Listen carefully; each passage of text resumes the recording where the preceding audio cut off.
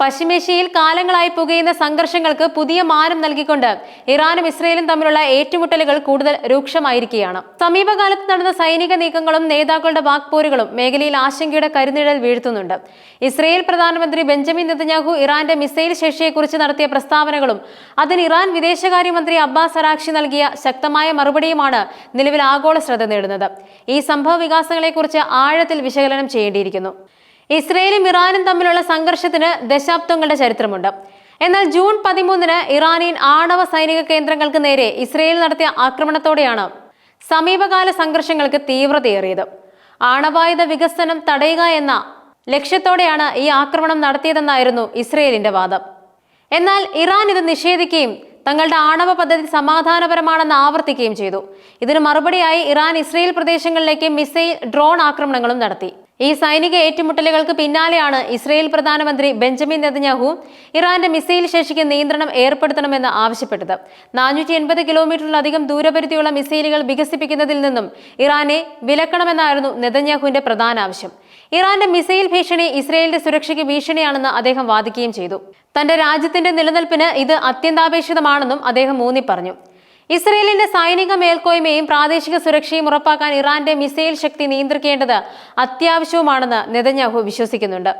നെതന്യാഹുവിന്റെ ഈ ആവശ്യത്തെ ഇറാൻ വിദേശകാര്യമന്ത്രി അബ്ബാസ് അരാക്ചി അക്ഷരാർത്ഥത്തിൽ തകർത്തു കളഞ്ഞു. എക്സ് പ്ലാറ്റ്ഫോമിലൂടെ നടത്തിയ പ്രതികരണത്തിൽ നെതന്യാഹു യഥാർത്ഥത്തിൽ എന്താണ് ഈ പടച്ചുവിടുന്നത് എന്ന് ചോദിച്ച് അരാക്ചി അദ്ദേഹത്തെ പരിഹസിക്കുകയും ചെയ്തു. നെതന്യാഹുവിന്റെ രാഷ്ട്രീയ വിശ്വാസ്യതയും നേതൃത്വപരമായ കഴിവുകളെയും അരാക്ചി ചോദ്യം ചെയ്തു. ഗാസയിലെ കാര്യങ്ങളിലും ഇറാന്റെ ആണവ പദ്ധതി കൈകാര്യം ചെയ്യുന്നതിലും ഇസ്രയേൽ നേതാവിന് നിരവധി തെറ്റുകൾ സംഭവിച്ചതായും അരാക്ചി ആരോപിച്ചു. ഇറാന്റെ ആണവ പദ്ധതികൾക്ക് നേരെ ഇസ്രയേൽ നടത്തുന്ന ആക്രമണങ്ങളെയും മേഖലയിൽ ഇസ്രയേൽ നടത്തുന്ന നയതന്ത്ര നീക്കങ്ങളെയും അരാക്ചി രൂക്ഷമായി വിമർശിച്ചു. ഇറാൻ ഒരു ആണവ ശക്തിയായി മാറുന്നത് ഇസ്രയേലിന്റെ നിലനിൽപ്പിന് തന്നെ ഭീഷണിയാകുമെന്ന് ഇസ്രയേൽ തുടർച്ചയായി വാദിക്കുന്നുണ്ട്. എന്നാൽ ഇറാൻ തങ്ങളുടെ ആണവ പദ്ധതി സമാധാനപരമായ ആവശ്യങ്ങൾക്ക് വേണ്ടിയാണെന്ന് ലോകത്തിനു മുന്നിൽ ആവർത്തിക്കുന്നു. ഈ വിഷയത്തിൽ അമേരിക്കയും യൂറോപ്യൻ യൂണിയനും ഉൾപ്പെടെയുള്ള ലോകശക്തികൾക്ക് വ്യക്തമായ നിലപാടുകളില്ല എന്നത് സംഘർഷം കൂടുതൽ വഷളാക്കാൻ കാരണമാകുന്നുണ്ട്. ഗാസയിൽ വിജയിച്ചുവെന്ന നെതന്യാഹുവിന്റെ അവകാശവാദത്തെയും അരാക്ചി കടന്നാക്രമിച്ചു. ഏകദേശം 2 വർഷം മുമ്പ് നെതന്യാഹു ഗാസയിൽ വിജയം പ്രഖ്യാപിച്ചു. എന്നാൽ അതിന്റെ ഫലം സൈനിക സംഘർഷം, യുദ്ധക്കുറ്റങ്ങൾക്ക് അറസ്റ്റ് വാറന്റ്, കൂടാതെ ഹമാസിലേക്ക് 2 ലക്ഷം പുതിയ റിക്രൂട്ട്മെന്റുകൾ എന്നിവയായിരുന്നു അരാക്ചി ചൂണ്ടിക്കാട്ടിയത്. ഗാസയിലെ തുടർച്ചയായ സംഘർഷങ്ങളും അന്താരാഷ്ട്ര തലത്തിലെ പരിശോധനകളും നെതന്യാഹുവിന്റെ വാദങ്ങളെ ദുർബലപ്പെടുത്തുന്നതായും അരാക്ചി പറഞ്ഞു. ഗാസ മുനമ്പിൽ ഇസ്രയേൽ നടത്തുന്ന സൈനിക നടപടികൾ അന്താരാഷ്ട്ര സമൂഹത്തിനിടയിൽ വലിയ വിമർശനങ്ങൾക്ക് ഇടയാക്കിയിട്ടുണ്ട്. സാധാരണക്കാരായ പലസ്തീൻകാർക്ക് നേരെ നടക്കുന്ന ആക്രമണങ്ങളും യുദ്ധക്കുറ്റ ആരോപണങ്ങളും നെതന്യാഹു സർക്കാരിനെ കൂടുതൽ പ്രതിരോധത്തിലാക്കുന്നു. ഹമാസിനെ പൂർണ്ണമായും ഇല്ലാതാക്കാനുള്ള ഇസ്രയേലിന്റെ ശ്രമങ്ങൾ വിജയം കണ്ടില്ലെന്ന് മാത്രമല്ല, ഹമാസിന്റെ സ്വാധീനം കൂടുതൽ വർദ്ധിക്കുന്നതിനും പുതിയ റിക്രൂട്ട്മെന്റുകൾ ഉണ്ടാകുന്നതിനും ഇത് കാരണമായി എന്നും അരാക്ചി തന്റെ വിമർശനത്തിൽ എടുത്തു പറയുന്നുണ്ട്. ഇറാന്റെ ആണവ ശാസ്ത്രജ്ഞർക്കും അടിസ്ഥാന സൗകര്യങ്ങൾക്കുമെതിരായ ഇസ്രയേൽ ആക്രമണങ്ങളെയും അരാക്ചി വിമർശിച്ചു. ഇറാന്റെ 40 വർഷത്തെ സമാധാനപരമായ ആണവ നേട്ടങ്ങൾ ഇല്ലാതാക്കാമെന്ന് അദ്ദേഹം സ്വപ്നം കണ്ടു.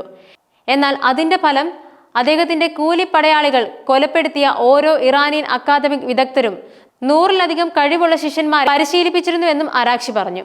ഈ പിൻഗാമികൾ ഇറാന്റെ ആണവ വികസനം മുന്നോട്ട് കൊണ്ടുപോകുമെന്നും തങ്ങൾക്ക് എന്ത് കഴിവുണ്ടെന്ന് നെതന്യാഹുവിന് കാണിച്ചു കൊടുക്കുമെന്നും അദ്ദേഹം കൂട്ടിച്ചേർത്തു.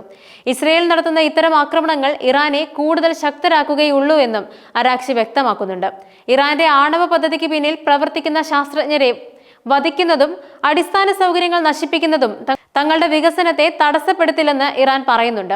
ഓരോ രക്തസാക്ഷിക്കും 100 കണക്കിന് പിൻഗാമികൾ ഉണ്ടെന്നും അവർ ഇറാന്റെ ആണവ സാങ്കേതിക വിദ്യയെ കൂടുതൽ ഉയരങ്ങളിൽ എത്തിക്കുമെന്നും അരാക്ചി എടുത്തു പറയുന്നുണ്ട്.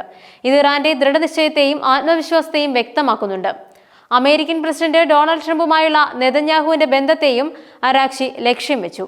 സൈനിക നയതന്ത്ര പിന്തുണയ്ക്കായി ഇസ്രയേൽ നേതാവ് ബാഹ്യശക്തികളെ അമിതമായി ആശ്രയിക്കുന്നുവെന്നും അദ്ദേഹം ആരോപിച്ചു. ഇറാനിൽ തന്റെ യുദ്ധലക്ഷ്യങ്ങളൊന്നും നേടുന്നതിൽ ദയനീയമായി പരാജയപ്പെട്ട അദ്ദേഹം നമ്മുടെ ശക്തമായ മിസൈലുകൾ ഇസ്രയേലി ഭരണകൂടത്തിന്റെ രഹസ്യ കേന്ദ്രങ്ങൾ തകർത്തപ്പോൾ നെതന്യാഹു ഇപ്പോഴും സെൻസർ ചെയ്തുകൊണ്ടിരിക്കുന്ന ധാഡിയിലേക്ക് ഓടാൻ നിർബന്ധിതരായി എന്നും അരാക്ചി പരിഹസിച്ചു. അമേരിക്കയുടെ പിന്തുണയില്ലാതെ ഇസ്രയേലിന് മുന്നോട്ടു പോകാൻ സാധിക്കില്ലെന്നുള്ള സൂചനയാണ് ഈ പ്രസ്താവനയിലൂടെ അരാക്ചി നൽകുന്നത്.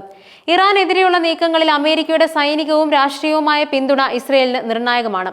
എന്നാൽ ഈ ആശ്രയം ഇസ്രയേലിന്റെ സ്വന്തം കഴിവുകളെ ഇല്ലാതാക്കുകയാണെന്നും നെതന്യാഹുവിന്റെ പരാജയങ്ങൾക്ക് കാരണം ഈ ബാഹ്യശക്തി ആശ്രയമാണെന്നും അരാക്ചി പറയാതെ പറയുന്നു.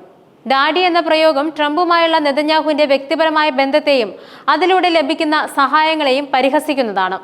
ഒരു യുദ്ധ കുറ്റവാളിയുടെ വാക്കുകൾ ഇറാൻ അംഗീകരിക്കുമെന്ന പ്രഹസനത്തിന് പുറമെ അനിവാര്യമായ ഒരു ചോദ്യം കൂടി ഉയർന്നു വരുന്നു. നെതന്യാഹു എന്താണ് ഈ ചെയ്യുന്നത്?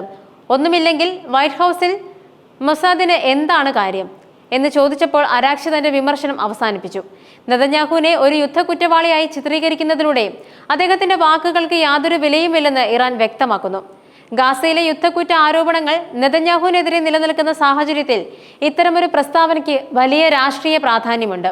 വൈറ്റ് ഹൗസിലെ മൊസാദിന്റെ സാന്നിധ്യത്തെക്കുറിച്ചുള്ള ചോദ്യം അമേരിക്കയുടെ ഇസ്രയേൽ അനുകൂല നയങ്ങളിൽ ഇസ്രയേലിന്റെ ചാരസംഘടനയായ മൊസാദിന് എത്രത്തോളം സ്വാധീനമുണ്ടെന്ന് സൂചിപ്പിക്കുന്നുണ്ട്.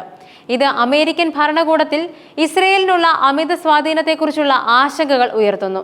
ജൂൺ 22-ന് ഇറാനിലെ 3 ആണവ കേന്ദ്രങ്ങളിൽ അമേരിക്ക ആക്രമണം നടത്തിയതോടെ സംഘർഷം വീണ്ടും രൂക്ഷമായി. ഇത് ഇറാനെ കൂടുതൽ പ്രകോപിപ്പിക്കുകയും മേഖലയിൽ ഒരു വലിയ യുദ്ധത്തിലേക്ക് നയിച്ചേക്കാവുന്ന സാഹചര്യം സൃഷ്ടിക്കുകയും ചെയ്തു. എന്നാൽ ജൂൺ 23-ന് ഇരു രാജ്യങ്ങളും വെടിനിർത്തൽ പ്രഖ്യാപിച്ചത് താൽക്കാലിക ആശ്വാസം നൽകി. എങ്കിലും ഇറാന്റെ മിസൈൽ ശേഷികളെയും ആണവ അഭിലാഷങ്ങളെയും കുറിച്ചുള്ള വാചാരോപങ്ങൾ ഇപ്പോഴും തുടരുകയാണ്. ഈ വെടിനിർത്തൽ ഒരു താൽക്കാലിക പരിഹാരം മാത്രമാണെന്നും ഇരു രാജ്യങ്ങളും തമ്മിലുള്ള ആഴത്തിലുള്ള ഭിന്നതകൾ പരിഹരിക്കപ്പെടാതെ കിടക്കുന്നുവെന്നും ഇത് വ്യക്തമാക്കുന്നു. ഇറാൻ തങ്ങളുടെ ആണവ പദ്ധതിയിൽ നിന്നും പിന്നോട്ട് പോകില്ലെന്ന് ആവർത്തിക്കുമ്പോൾ ഇസ്രയേൽ ഇറാനെ ഒരു ആണവ ശക്തിയായി മാറാൻ അനുവദിക്കില്ലെന്ന് ദൃഢനിശ്ചയം ചെയ്യുന്നു. ഈ സാഹചര്യത്തിൽ പശ്ചിമേഷ്യയിലെ സമാധാനം ഒരു ചോദ്യചിഹ്നമായി തുടരുകയാണ്. അന്താരാഷ്ട്ര സമൂഹം ഈ വിഷയത്തിൽ കൂടുതൽ ക്രിയാത്മകമായി ഇടപെട്ടില്ലെങ്കിൽ ഈ സംഘർഷം ഒരു പ്രാദേശിക യുദ്ധമായി മാറാനും ആഗോളതലത്തിൽ വലിയ പ്രത്യാഘാതങ്ങൾ ഉണ്ടാക്കാനും സാധ്യതയുണ്ട്.